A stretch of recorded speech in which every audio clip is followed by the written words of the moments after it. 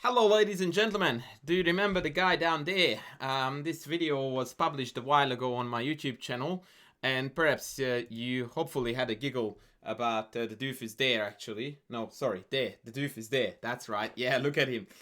He's having a jolly fun time. And the reason why I brought up this little snippet of this video is because something that you probably don't know, maybe you do, is that all of these funsies exclusively, every single one of them were recorded whilst I was recording a Chessable video, or rather many of them combined, which is going to bring me to the actual topic of today's video, in which I'm going to do something that I very rarely do, and that is to be a little bit proud of myself. And the reason for that, ladies and gentlemen, is because the 2021 Chessable Awards have been announced.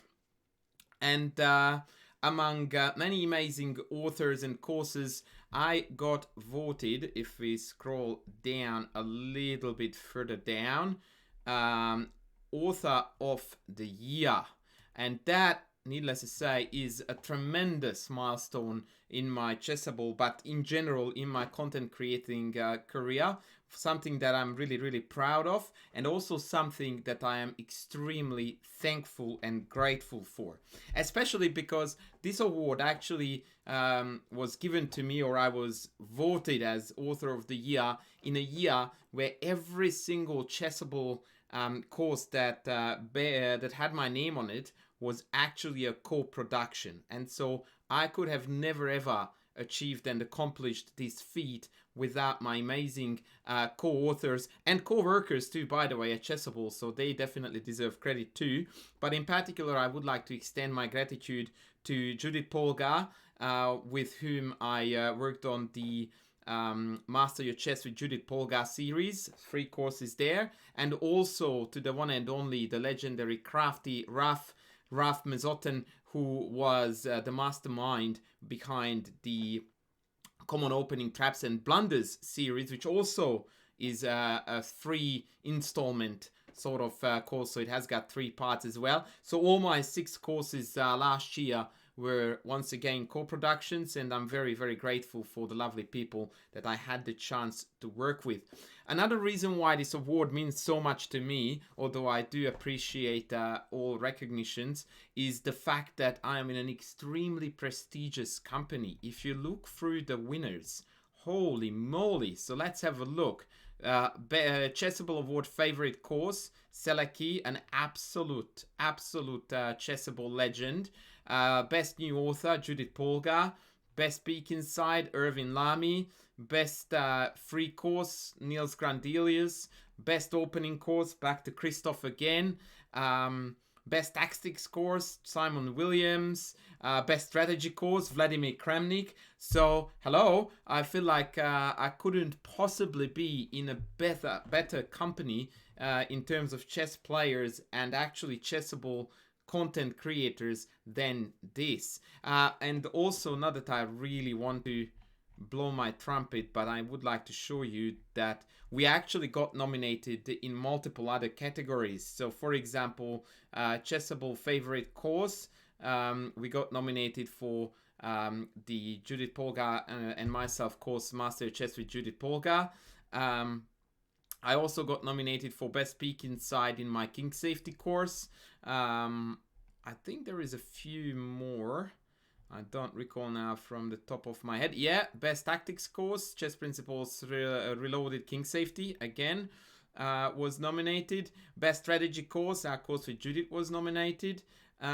So, yeah, I have to say that 2021 was a remarkably successful year in terms of Chessable content creation. And I'm really excited to come up with new plans and new ideas for 2022, which, by the way, I have already been working on tirelessly. So I'm super keen, super stoked, and even more motivated than ever to continue my content creating journey with Chessable, as well as with YouTube, by the way. So if you are watching, I'm telling you that the YouTube obviously carries on too. And I just wanted to grab this opportunity really to show you a bit of an insight into the two courses that I mentioned. Both of them, if you are not a Chessable user, you should be, actually have a short free course where you can get a bit of a taste of what's going on. So first I'm going to show you one of my favorite opening traps from the course that I did with Crafty. Actually, this is not where I wanted to go. I wanted to straight test my very limited knowledge. So let's go review moves.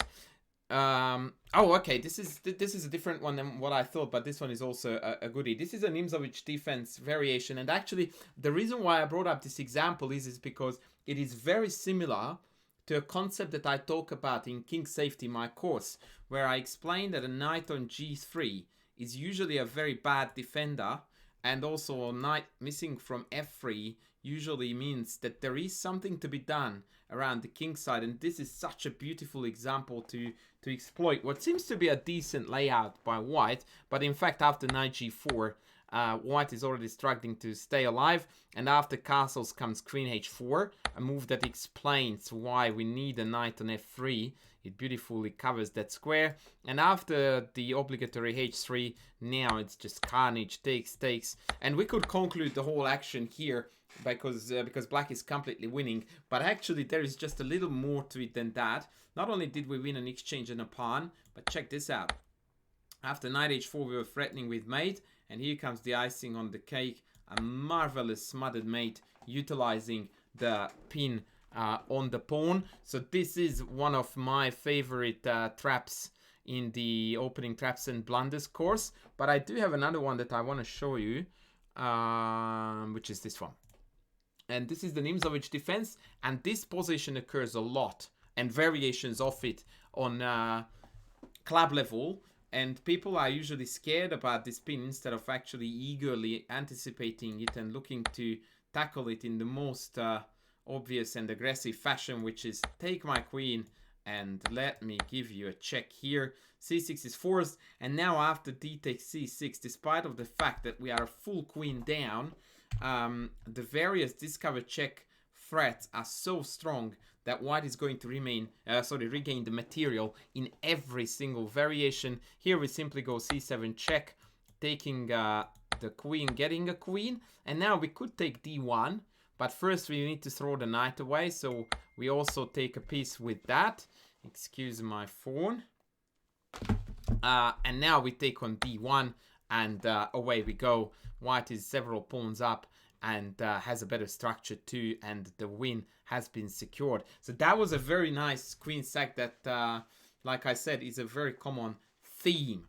Also, my course with Judit has a shorter free lesson that I would recommend you to check out. It also comes with the video explanation, by the way, and Judit does a great job of that. And here I picked one of my favorite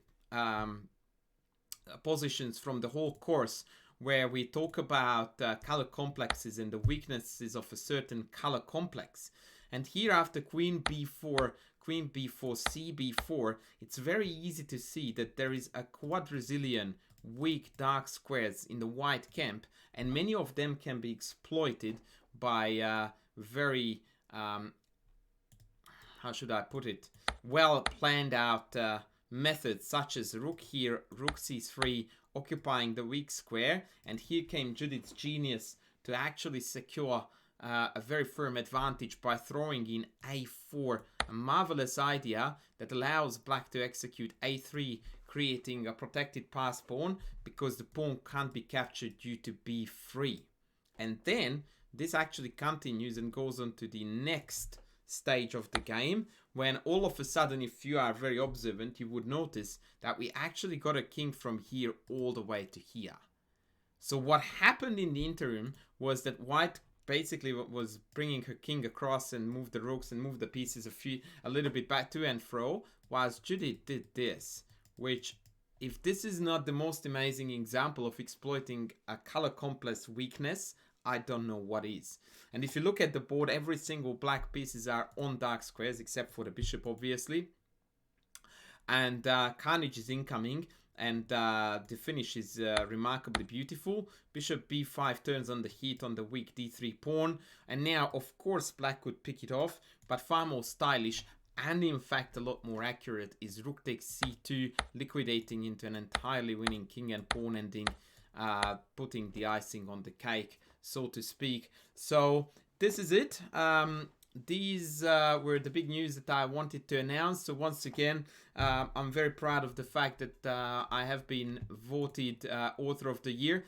I would like to ask you to read this. I don't want to read it out because I feel like that would be a little bit over the top to praise myself. So I don't know who wrote this, but this is one of the nicest pieces of writings about my work I have ever read in my life, and I'm going to cherish it for a long, long time to come. But we are definitely just more motivated, if anything, by this. So that just inspires me to continue working in the same spirit and hopefully produce even more quality content. So that was me blowing my trumpet a little bit. I hope you didn't mind it, guys. I'm going to be back with the usual type of content in the next video. Thanks for checking this out. Chuck a like, chuck a subarino, and I will see you in the next video. Bye.